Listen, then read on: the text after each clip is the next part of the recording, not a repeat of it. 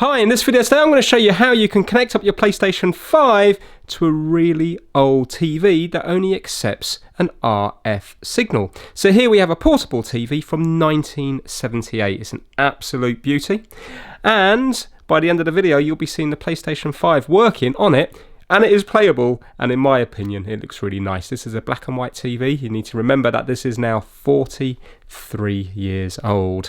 So how do we do it? Obviously, coming out of the PlayStation 5, we have a digital signal, a HDMI signal, and we need to convert that into RF. Luckily on this one here, it can actually take a wired RF signal, so I don't have to convert it into wireless to run down the aerial. But that is also possible as well. But in this instance, we're doing it all wired, so we're going to get a nice clean picture into it. So what we have to do is take the signal out of the back of the PlayStation 5, so you can see the HDMI port at the back there.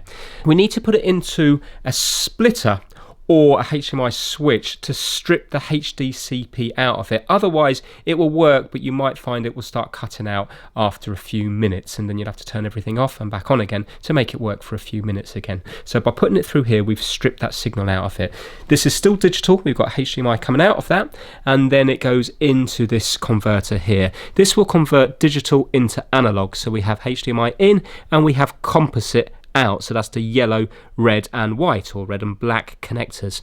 Now this is analog, but yet it's still not RF, so we need to convert it into RF. So in this instance we're using an old VHS player, a video player. It might have been a while since you've seen one of them, and what that will do is it will convert it from the composite signal into RF out at the back. So what we need to do is tell the video to look for the AV3 signal, because you can see there it says AV3 in. So we're going to go to here until we get to AV3, so you can see there A3, and then out of the back here we've got RF out, and then we just have a normal coaxial cable coming out of that, going into the TV here. And with the TV here we need to tell it to look for the extension, not the rod, because the rod will basically be the aerial if you were looking for a wireless signal back in the days when we had analog TV signals across the air. So we're going to go to extension there, and then we need to turn this beauty on. So turn it on here. Whoops, trying to do this one-handed. Right, so it's on radio at the moment, so let's turn it to TV. And now after a few seconds you will see that the screen here will start working. This is a CRT screen here, so it's a little tube screen. So you can see it there. So now we need to tune it in using the TV tuner here. So let's start going down.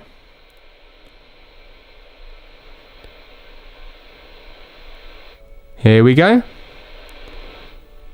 Right, so you can just about see it there, but it's all over the place. So now we're going to use these things at the side here. So we have vertical hold, bright and contrast. So let's just turn this one here, the vertical hold, until we get a nice stable picture.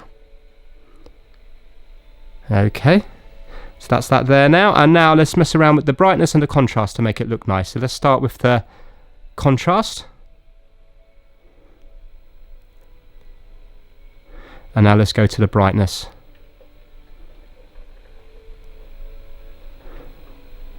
And just do contrast again. There we go. Now let's just try to tune it in a little bit better. There we have it. Now you will see these black lines moving up and down. That's the refresh rate of the camera. You can't see that with your own eyes, but look at that. And this isn't any weird green screen or anything. My editing's not good enough to do that. Look at that, isn't that lovely? Right, let's show you a little bit of gameplay. So I'm just going to put the camera on the tripod. And you can see now.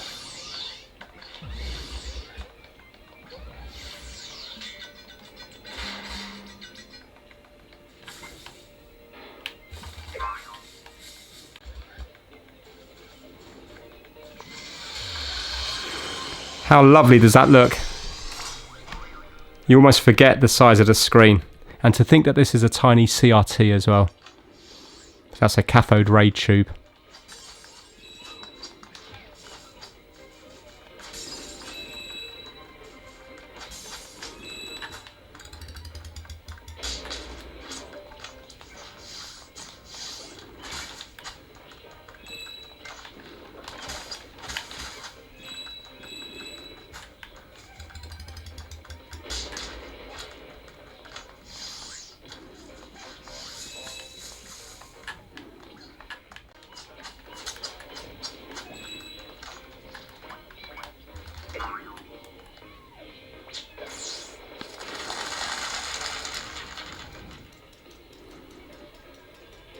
And some of you are going to wonder about response time. Well, check this out. Look how instant that is.